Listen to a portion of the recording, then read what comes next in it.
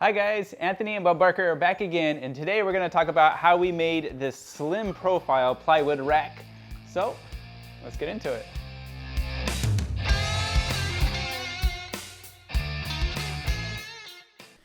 So I started off by marking out the studs here, and that's going to help a lot. So I'm putting this rack straight against my wall. Even though I would love to have a mobile rack, it's just not feasible because I don't have the space for it. And one of the other reasons why I need a rack is because this is a garage. Every time it rains, all of the drip off from my vehicle goes into the area where the plywood is. So I need to get it off the floor, and I need it a little bit more efficient.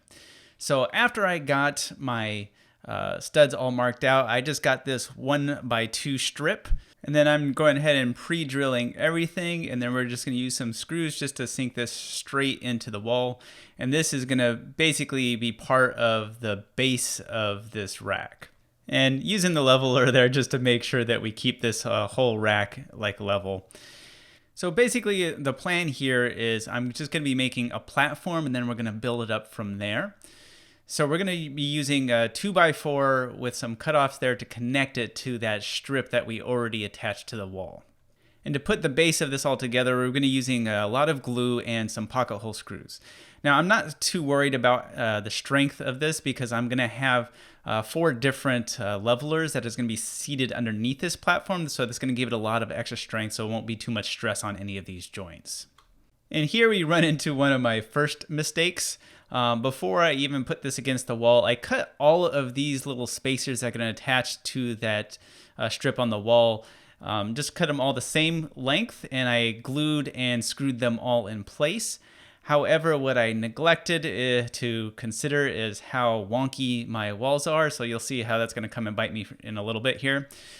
So we are doing 5 different pieces, and we're going to be just attaching this just to a long 2x4, and that's going to give us a straight edge towards the outside. So as I'm putting it here, I realize with the outer pieces touching, I have a pretty big gap. I think it was about 5/16 for the ones in the middle. So to fix this, I ended up having to rip off the 2 outer strips, and I'm just going to be attaching those 3 inner strips first, and then we'll kind of measure out the size that we need for the outer ones afterwards. And just to keep this in place, I just got some of the offcuts there and just propped up this piece underneath with it, and using the clamp just to make sure it doesn't wander out on me as I'm screwing this in. And for the outer 2, I just went ahead and marked those in place and then cut them to the exact size so we can connect them. You can't see the other one because it's kind of hidden by the cabinet there. But once we have it in, we're going to go ahead and attach it to that strip on the wall, which was nice and easy. However, I didn't really take into account how tight the fit was to get this back onto that front 2x4, so I ended up having to get my ratchet with like a little bit on there, and I was slowly, very slowly able to get the screw back in place. And then now we're going to be putting on the side supports there, so those leveler legs. So just to make sure that the wood is thick enough, I'm putting just a scrap block underneath, and it's going right underneath that joint there, just to kind of give it a little extra strength as well.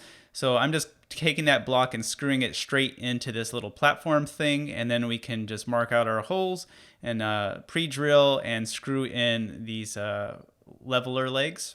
And those are really going to help add some extra support to the base of this platform. That way it doesn't move over time. And then we can go ahead and put on the other ones. Like I said, we're doing 4 of them, 2 in the front as you can see here, and then 1 on each end. So with that in place, we can go ahead and cut out the plywood for the base here. Now I was originally just going to do it all in one piece, but I didn't have a big enough piece, so I just got this scrap and I'm going to cut it in half. And it actually kind of works out well because, like I said, my walls are so wonky, it's going to be a little bit easier for me to kind of get it to fit properly. So I just set them on place and just kind of marked a line where they need to be, cut off most of it with my table saw, and then just kind of came back with the jigsaw and cut a little bit closer to the line, and that's going to make it much easier.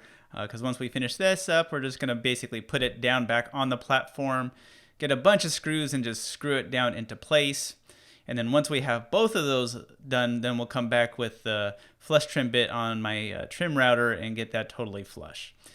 Now there are some gaps between the plywood and the wall back there, but for this particular project, I didn't really feel like that was a big deal, so I'm not going through the trouble of scribing every single one of these on the back to make them nice and flush to the wall. But we do want this front end flush because we're going to be putting another 1x4 strip in the front just to hold in all of the plywood so they don't slip off the front of this platform.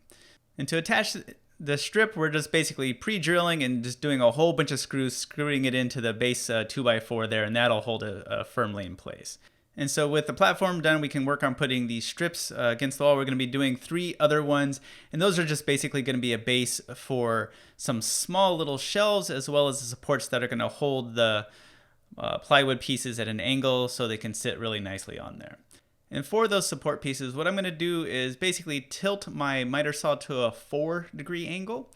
I'm going to just cut that on the bottom, and that'll give it a little bit of a tilt back. And so we kind of tested it out, and it has a good spacing there, and I like the way it turned out. So I'm going to mark the top, and then we're going to also put a 4-degree cut on the very top of it, and that's going to make it sit nice and flush with that little top strip. So to secure this, basically I'm going to be pre-drilling some angled holes here on the bottom, as well as pre-drilling straight into the strip up top, and then we're just going to sink some screws, and that's going to hold it in place. And then later, when we're making the small little shelves, that'll add some extra supports to keep these strips from ever moving. And we're doing 4 of these as well, 1 on each side, and kind of 2 spread through the middle, and that's going to be plenty of support for this structure.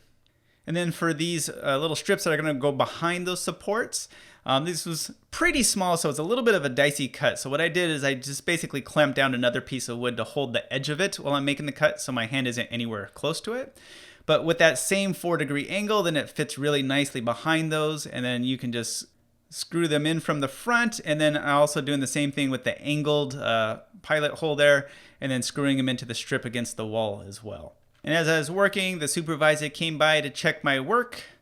And after a quick inspection, he decided everything was going okay, and he went back to his other duty of making sure that no squirrels or cats get into the shop. And so we just keep on putting all of these supports in, individually measuring and cutting each one of them. And this just shows a little bit better what I'm talking about for the angled pilot hole there. So you drill it in some, and then you kind of angle it, and then you can go all the way deep at that little bit of an arbitrary angle, really. And then the screws go in really nicely, and it doesn't split any of the wood, and it holds it nice and firm. And I also do want to mention, I'm not doing the full height of the pieces of plywood because it's not really necessary for this one. This angle is going to keep it just where the tip of a 4-foot piece would just barely be kissing the wall. And I don't really mind if it gets a little scuffed up there. So I cut off this strip for the top because I'm going to store little pieces up there, but since my wall is so darn wonky, it just wouldn't really fit well. So I'm basically going to be cutting this into thirds. And for this top one, I did kind of scribe it to the wall there a little bit just to make it fit a little nicer. And then we're going to be cutting down the pieces that we're going to be using for the additional 2 shelves. And what we're doing for this is we're basically doing each section there, marking out that way it kind of juts forward through those supports, and just to give us a little extra space. And we'll cut out those notches, and we're also angling the very front of it with that 4 degrees. So those are the 2 notches, 4 degrees there, and 90 degrees on the back piece. So you can see there, that just makes it sit nice and tight in there, and it goes with the angle of those support pieces, so it won't interfere with like sliding plywood across the front, and it gives it as much space as we can to hold stuff. So we just kind of continue the process with all of these little pieces, just screwing them straight into the platform on the bottom, the top, and on these middle shelves. And these are different heights, just kind of based on like what my needs are and how much space. And the supervisor was pretty excited that it was just about done. And after his final inspection, he gave me his paw of approval and decided it was time to get this thing filled up. And so you can see these little extra shelf and storage spaces behind those front supports is going to be really nice for me to keep a lot of the small cutoffs and things that I use for spacers and other little odds and ends. That way it's easier to get to, and then you got plenty of room in the front for a good amount of plywood storage. So that's the build. I'm glad we got this done because it really helps with storing the stuff, keeping it dry, and making it easy to get to these cutoffs. So if you like what we're doing, drop a like, comment, or subscribe to the channel. Otherwise, we'll see you guys in the next one.